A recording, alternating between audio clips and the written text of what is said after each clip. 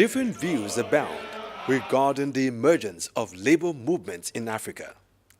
Some have attributed the emergence to certain stimulants such as tribal associations, industrial conflicts, political campaigns, foreign labor movements, and labor administration. There is, however, a report by a commission of inquiry into the Enugu colliery strike and disorder in 1949, asserting that the labor movement in Nigeria was not a native growth, but one deliberately planted on the people by the British administration as part of the industrial system. The Nigerian Civil Service Union was established in 1912, Nigeria Union of Teachers in 1914, while the Nigerian Railway Native Staff Union was in 1919 and had its first president, Michael Imodu, who was also known as Labor Leader Number 1. In its early stage, the labor movement in Nigeria had over 1,000 house unions existing under it, but could not act as a collective body. This led to the emergence of 4 labor centers to secure improvements in wages and service conditions, obtain full employment, and encourage the introduction of labor and social legislation. But this was not to be sustained, as between 1970 and 1975, the labor centers ran into some unresolvable issues that led to its polarization. But in 1974, at the burial of one of their own, Comrade J.A. Oduleye, a meeting of labor leaders was called to form a single national center. And following this agreement in 1975, a central labor organization called the Nigerian Labour Congress was birthed. No sooner this birth, the then government of the Federation, under the late General Murtala Muhammad, set up a tribunal on February 12, 1976, to reorganize trade unions in the country. Notable progressives and left-wing trade unionists like Michael Imodu, Wahab Goodluck, and S.U. Bassi were banned for life. Somehow, they were not disposed to having that labor center. They cancelled the conference and then announced that government policy on labor will now be anchored on the principles of limited intervention of government and guided democracy. These are 2 clauses which are strange to labor. So one could then know where they were going to. But I felt they were not comfortable in having people like Goodluck as president of the Nlc. They did that, and that totally truncated the effort made to evolve one labor center from within. It wasn't all that easy because it was a sort of period which was covered by authoritarian people, the military. Labor, before then, we had over 1,200 industrial, they call it industrial union, but trade union, we knew them to be, because it was merely on trade. The industrial union, over 100 and something, or 1,000 and something of them, restructured into 42 industrial unions. At that time, they excluded some uniform people, like the military, the soldier, even the custom. was haphazardly put in. Finally, they were even removed from the restructured union. When we got all the 42 industrial unions inaugurated differently in 1977, we all came together, started mob, gathering to make sure that the affairs of the workers fall in the workers' hand. The then government dissolved the second NLC formed by workers' leaders and created another central labor organization by Decree 22 of 1978 with the same name as Nigeria Labour Congress. This is the NLC, marking 40 years of struggles, successes, and achievements.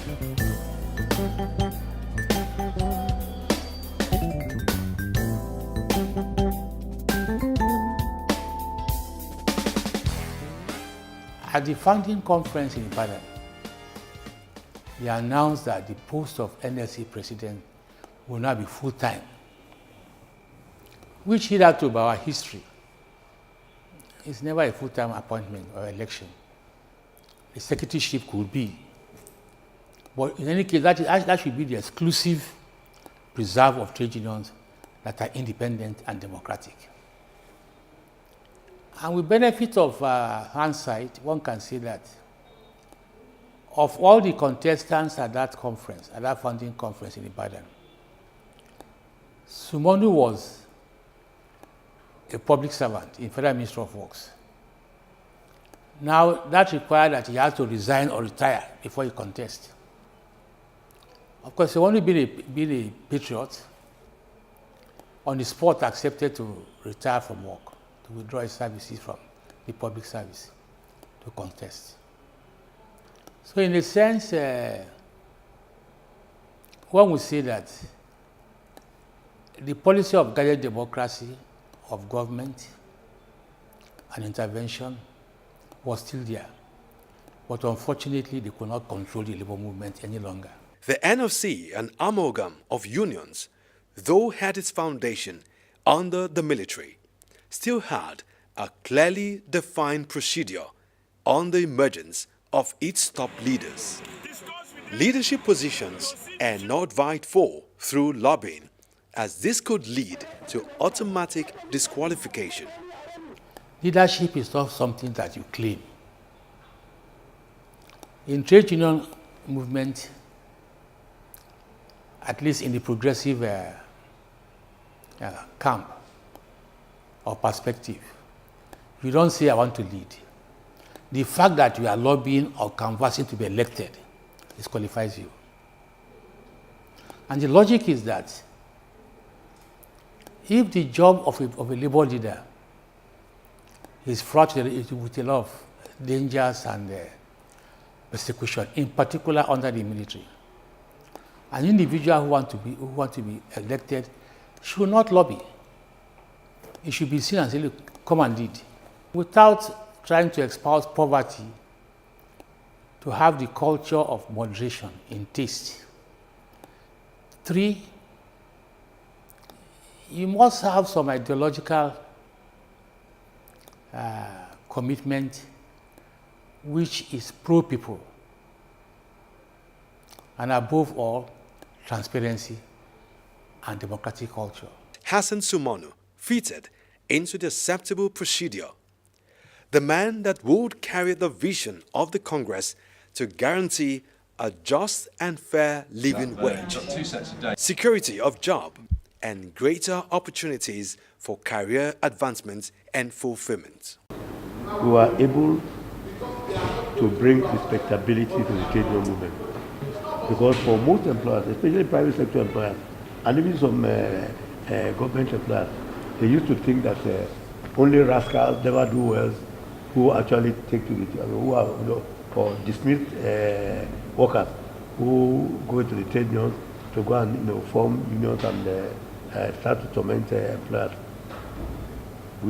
It was during our time we started employing graduates as full-time officials of the trade union movement. For example, Comrade Dangiwa had a master's degree in administration. The late Dr. Osude had a PhD in economics. And then the Assistant Secretary General Secretary of Nlc, in charge of education, Dr. Taiwo, had a PhD in education. 2, we won the May Day as public holiday for Nigerian workers, during our time. And then we also won the national minimum wage for the first time. We won minimum wage by law in 1981, after the May 1981 general strike. So, and then another thing we also did was that, we were able to get trade unions to be formally invited and be part of, those who were participants at NIPS, Nigerian Institute for Policy and Strategic Studies. Government gave us 1 million naira.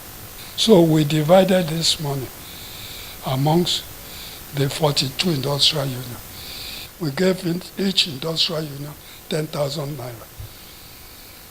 10,000 naira out of 1 million times 42. That's 420,000. They saw and monitored how we spent that money.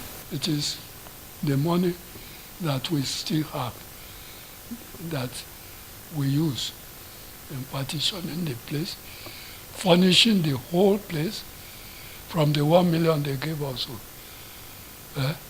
furnishing the whole place, because we have already allocated about, I can't remember exactly how much we put it as fixed. Then we allowed the salary, because we were paying exactly government scale to all our department heads, so that they will not feel inferior to any government official who will come to them, money-wise.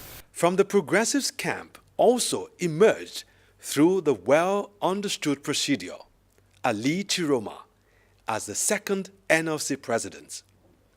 He was determined to pursue the Congress's vision with dynamism and radicalism.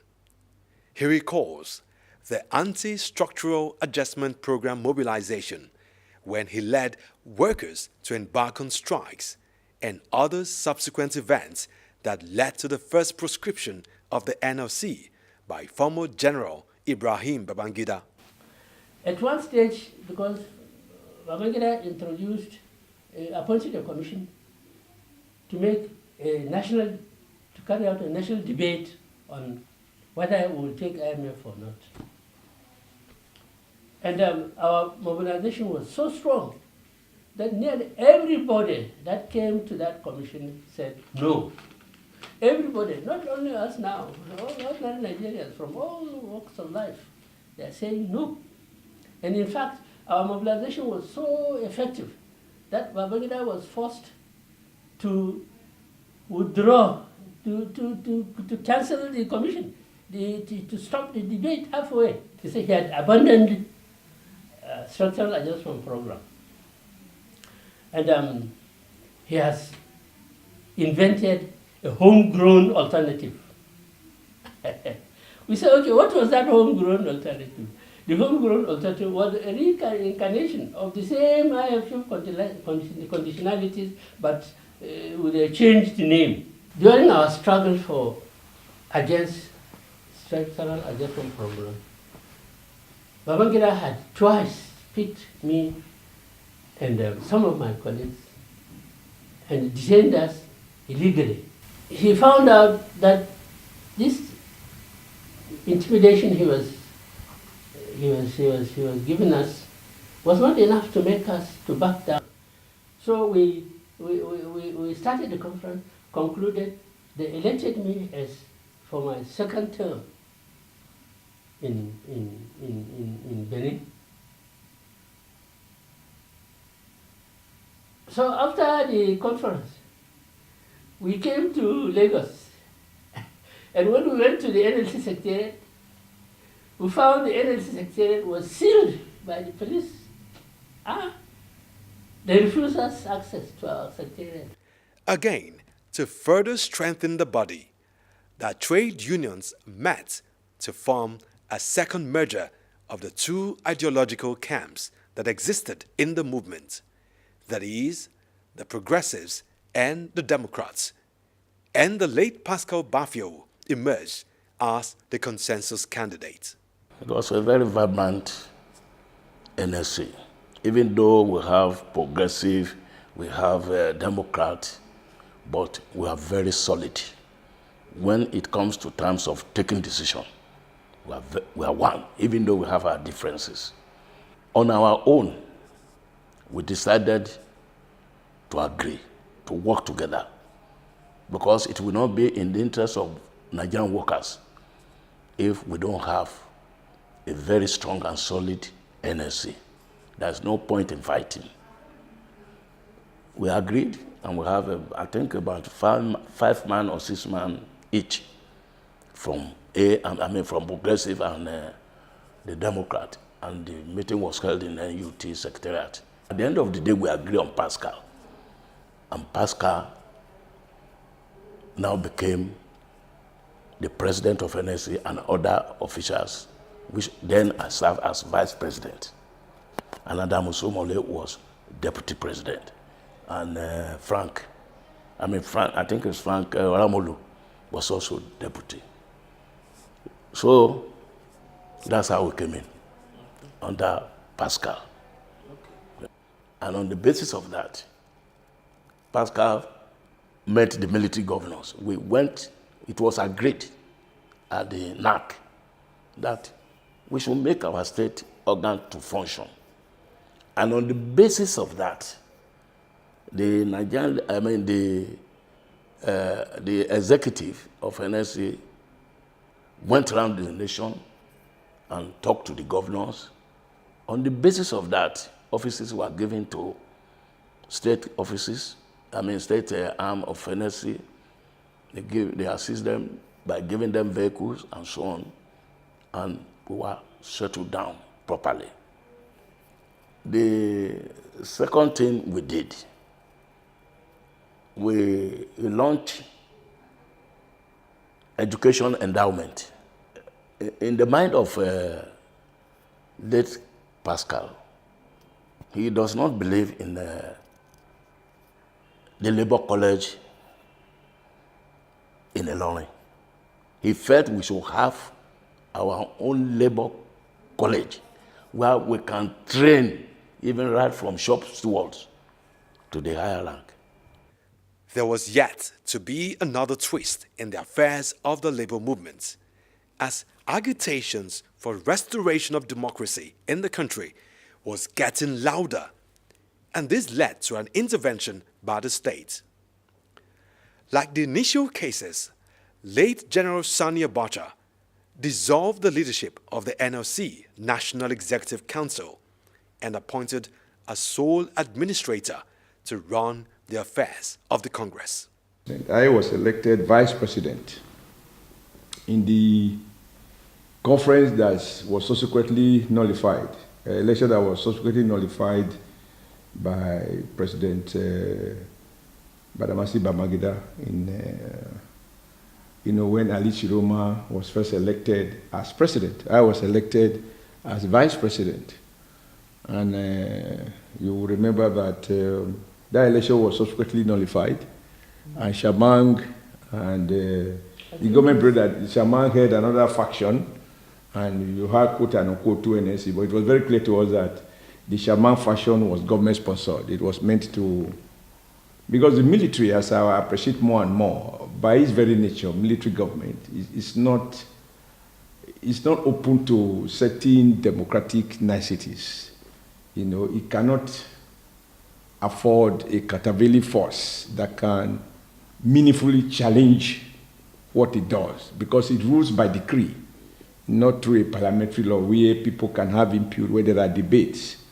The government can wake up and say, I decree as follows, and that is the law. And it can backdate a decree. So if you have a very viable, strong trade union movement that is committed, to asserting its authority and defending worker rights, it will sooner than later come into head-on collision with a military government, which explains why every military government has had cause to dissolve the Nigeria Labour Congress. But after the death of General Abacha, the unions reclaimed the leadership of the NLC, culminating into the National Delegates Conference, which held in January 1999. Adams Aliu Oshiomhole emerged as the leader with a new agenda, tagged The New Beginning.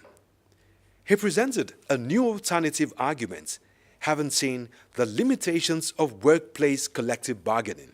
Oshiomhole led many campaigns. He vividly recounts the protest against increase in pump price of petrol that lasted 1 week. Our concern was that we must persuade the president early in the day to understand that in a democracy, yes, there are executive powers that the president has, no question. He can sign executive orders. But to the extent that those decisions will affect public interest, he should be able to consult relevant stakeholders. And as it were, NLC was the main NGO, what I call the main non-governmental mass organization that is membership-driven and membership-led. We organized that protest. As you remember, President Obasanjo said that was a bravado operation because he was shocked by the level of participation at a very short notice. And the message in that protest was to say, don't do it without consultation. A general strike was also called by Adams Oshiomhole against the abolition of toll gates and an imposition of ₦1.50 fuel tax. There was this strike and he did a national broadcast. We were having a meeting with the governors who had intervened to see how they can, because the strike was really biting hard. And since there was now a complete breakdown of communication between the federal government and the Nigeria Labour Congress, the governor now tries to come in. And I think Atta was the chairman of the Governors Forum, and Asiwaju was a very prominent member, and they were providing leadership for the meeting. We were having a meeting when, as you recall, and this is President Obasanjo did a national broadcast in which he accused me of behaving as though I was an alternate president, and I was running the NLC as if it were a parallel government, and that we were determined to break down his elected government. And when you look at his face and the wording of that statement, you know that the man was really, really angry. But that day for me was my own. I said to myself and to my colleagues in the NSC, this is our democracy day. Because if a president has to go to make a national broadcast, more or less accusing me of treason, and yet he cannot arrest me and he cannot detain me, he cannot dissolve the NLC, it shows the power of democracy. President Olusegun Obasanjo, seeing the power of the Nigerian Labour Congress as total, attempted to proscribe or weaken the Congress through a bill he sent to the National Assembly, requesting that a federation can have 2 unions.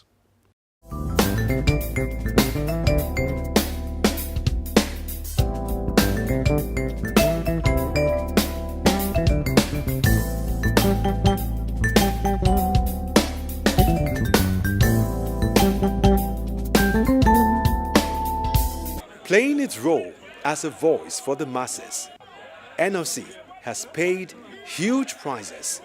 Some of these include proscription, detentions, and even death of some members of the Labour family. Late Chima Ubani and Vanguard photo editor Tunji Oyeleru and others died in the course of the struggle.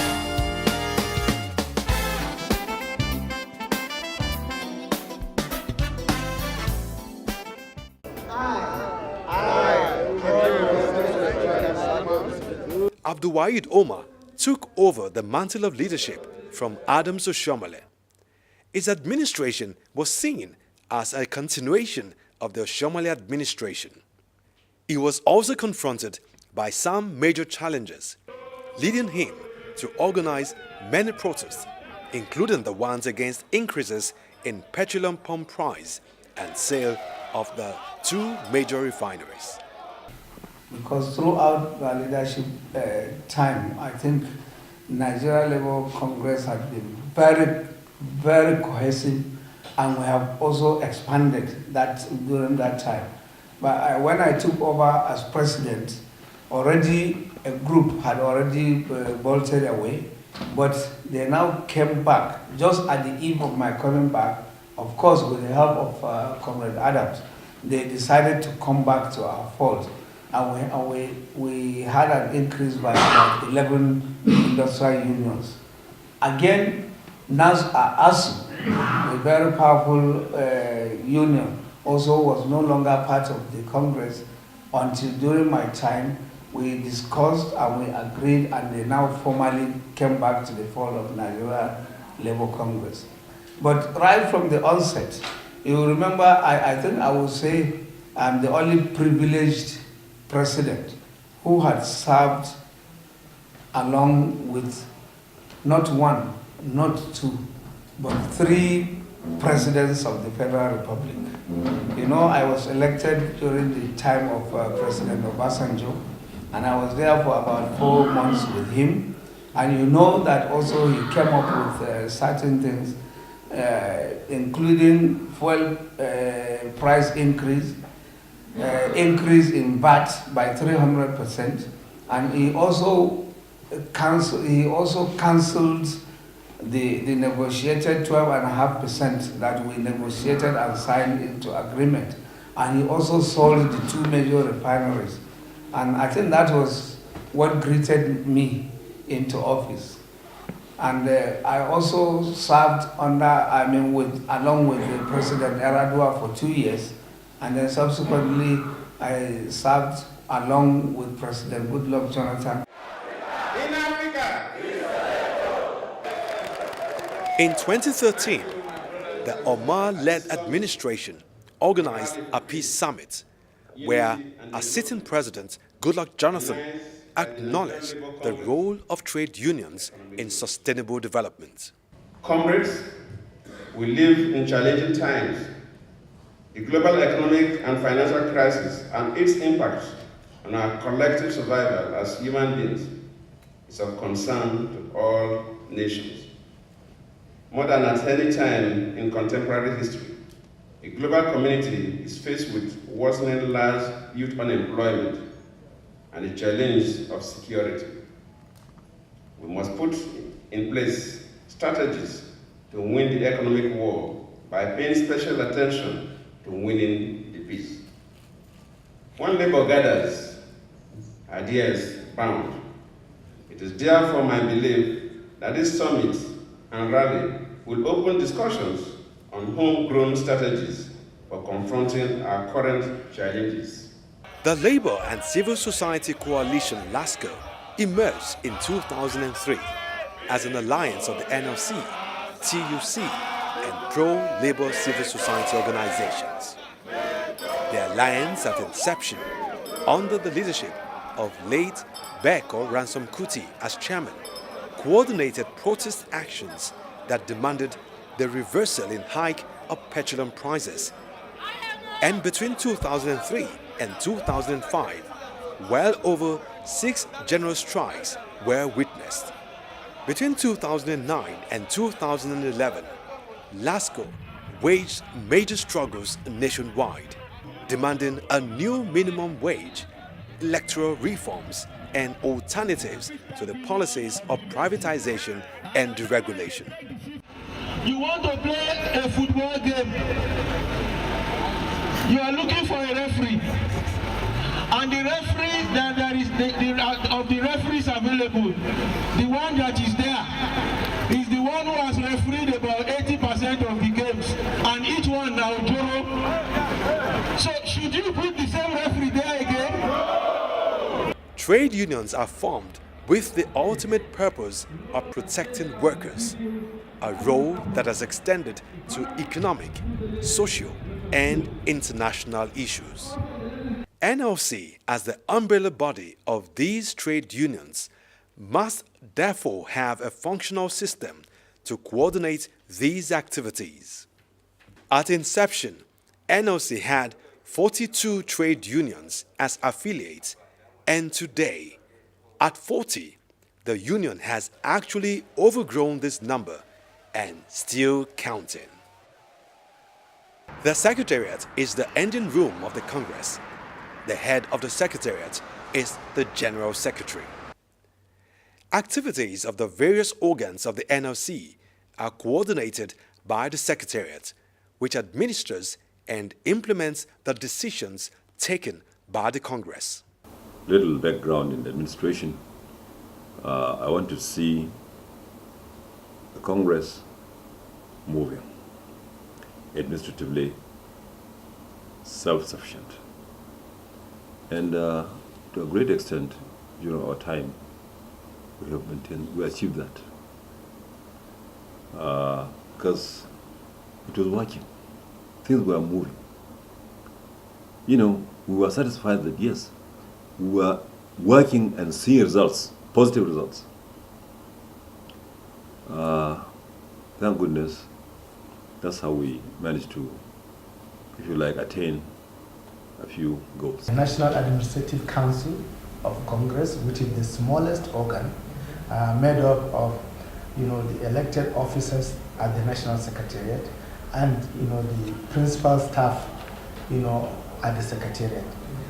It meets regularly, sometimes weekly, sometimes bi-weekly, depending on the schedule and the weight of work, but at least twice in a month to look at some of the evolving issues that will require the attention of the next higher organ, which is the Central Working Committee.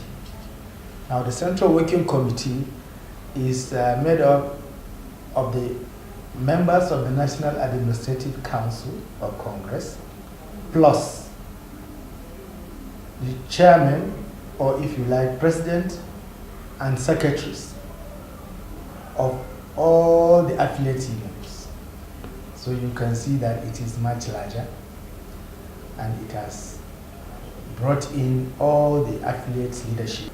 This CWC administers issues affecting affiliates.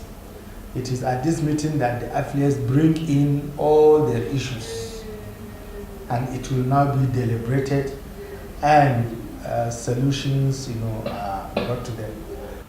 About 10 years ago, the constitution of the NLC was amended to include the treasurer of all the industrial unions that are affiliated to the NLC to become members of the National Executive Council. So from the Central Working Committee, you have an increase in the number of people directly representing the industrial union, each industrial union vis-a-vis the National Executive Council. So the National Executive Council is the most important organ, and it meets twice in a year, and in between Congress, which takes place once in 4 years. Decisions of the National Executive Council is the most important of all the organs. Usually when the NLC prepares to hold its delegate conference, one of the statutory committees is set up is the Constitutional Amendment Committee. And industrial unions are then asked to make submissions to this committee of the conference. And people who have recommendations on the amendment of this constitution are then make them, and they are discussed at the conference. And where there is unanimity or two-thirds majority, then the proposals therein are carried. and these are registered with the Register of Trade Union for notification, and they then come into effect. The day-to-day administration of Congress is driven by the secretariats of Congress, where you have the staff, the permanent staff of Congress who work on day-to-day. The president, by the Constitution, is a full-time president. So he is also part of that structure of the secretariat. But the administration of this Congress is led by the General Secretary and all the staff, and they report to the President. The activities of the Congress have no doubt been influenced by the advent of technology. And given the impact of globalization, the Secretariat is poised to surmount these challenges. Before mobile telephone came, we only had landlines, which were few and far in between. Use of telegram was very important in sending messages and telex messages. All of that are no longer happening. They've been supplanted by the use of electronic mail, that's the email system, MS messages. So that has led to improvement in communications. These are the challenges that have arisen out of a number of circumstances. One is the neoliberal spread of globalization and its new dynamics, which have led increasingly to the new type of work. And we're beginning to see firms that may control trillions in turnover annually, and yet they just have one small office and probably have very few workers. These are challenges for trade union work, not just in Nigeria, but actually globally. Ayuba Waba emerged president of the NLC in 2015, leading about 8 million workers with the vision to go back to the traditions of the founding fathers of the Congress. A retreat was organized early in the administration for effective delivery, as well as preparing the new administration to meet present-day challenges confronting the working class. Within the last 3 years, Waba has led many campaigns as Congress becomes very visible in the polity. We have been able to represent the interests of our members. We have been able to take a lot of challenges on board, particularly the one I mentioned, where a worker which is abnormal to work for 30 days, and at the end of the day he's not paid. And the issue of respect for the rule of law, and even the larger interests of Nigerians, which is the fight against corruption. The one I think that stands out is the issue of contestation about whether or not a worker that has worked for 30 days is entitled to his wages. This issue is very unprecedented, and I think it's one issue that I think stands out as either a challenge or the responses we have been able to put in place. From the 22 I've mentioned, today I think we have at least those that are not consistent, about 10 states. Arising from the issue that we raised, that graciously Mr. President for the first time gave bailout. Bailout was never given outside, possibly when we had the issue of failed banks. It is the first time in public service that Mr. President, looking at the situation of Nigerian workers, looking at the situation of pensioners, and sympathizing with the condition of workers not being paid, not because of the fact that they have not worked, they have worked. So sympathizing with the situation, he gave a special intervention in form of bailout for those issues to be responded to, hearing the voice of those workers and pensioners. So clearly speaking, is unprecedented, and therefore, despite the fact that some of those states have not been able to judiciously utilize this one, which is why we are on their neck, is to the fact that it's not a main issue that should be taken for granted. The present leadership has also led Congress to challenge emerging issues undermining workers' rights, including the fight against impunity. Hiding under some reform processes. About 36,000 workers were earmarked for sack. That to me is unprecedented because first is that reforms must actually be all-inclusive. As I said clearly in all my interventions, NLC support reforms, but those reforms must actually be driven inclusively, recognizing the centrality of the social partners, and importantly also respecting our national laws and international conventions which Nigeria have ratified.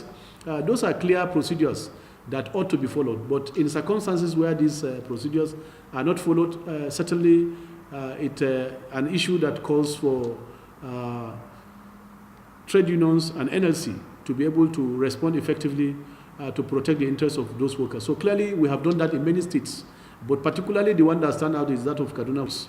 When you want to sack a worker for any reason, we must discuss his exit and severance package. In fact, in developed countries, before you issue him sack letter, his entitlement must be given to him by right hand, and you can give him his letter. Because employment is a contract. But where you want to sack workers without a plan, even to pay their basic entitlement, that is not acceptable anywhere.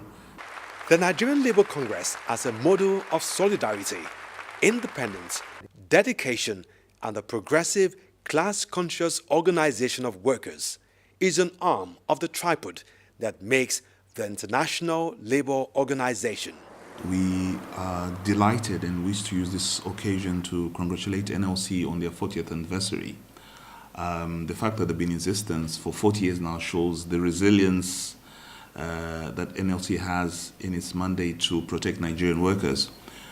For us, NLC is one of the most important affiliates that we have, not only in size, but also in the work that they've been doing over the past 40 years. Significant progress has been made, which we can attribute to NLC in the protection of the rights of Nigerian workers. But for us, NLC has not just been a voice for Nigerian workers, it's also been a voice for the workers of Africa. And this is very much exemplified or evidenced by the fact that NLC now sits as a representative of African workers on the ILO governing body.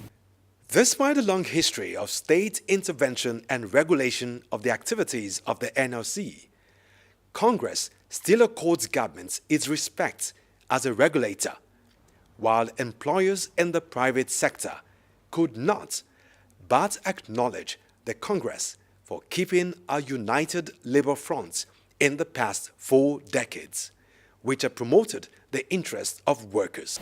Section 40 of the Nigerian Constitution permits people of common interest to assemble, to group themselves together, to the extent of forming labor unions, to the extent of forming political parties. So you can see also that the Nigerian Constitution, as is now, the 1999 Constitution, encourages unionism. NLC has done well.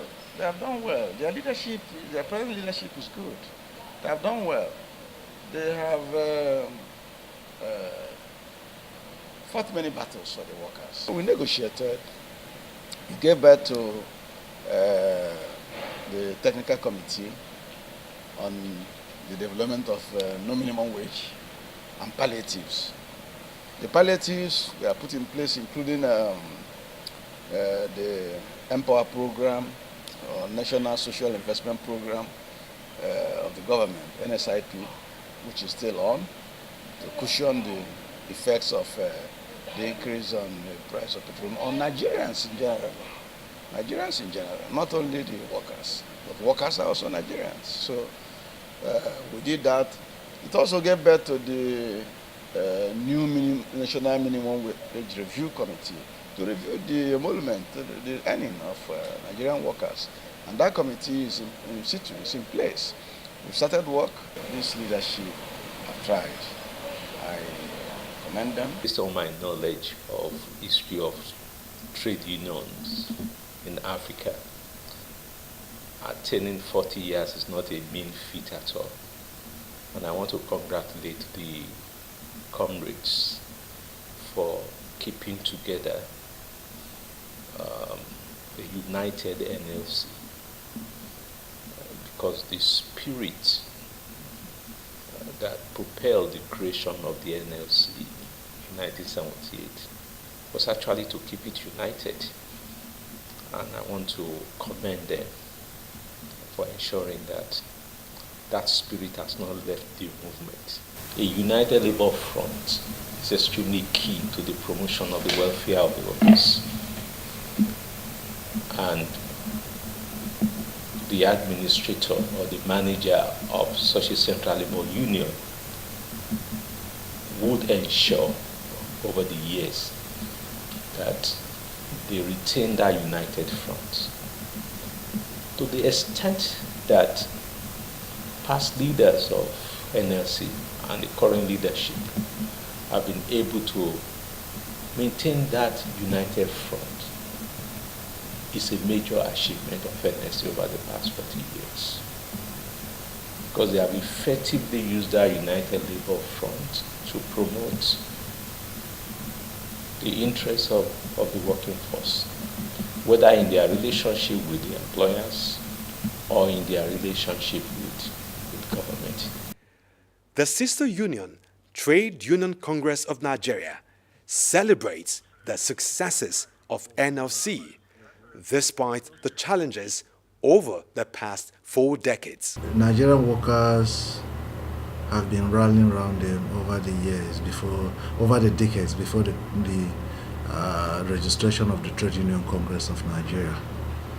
So the burden on them had been very, very, very strenuous until 2005 when the Trade Union Congress was registered. So, and the movement is such that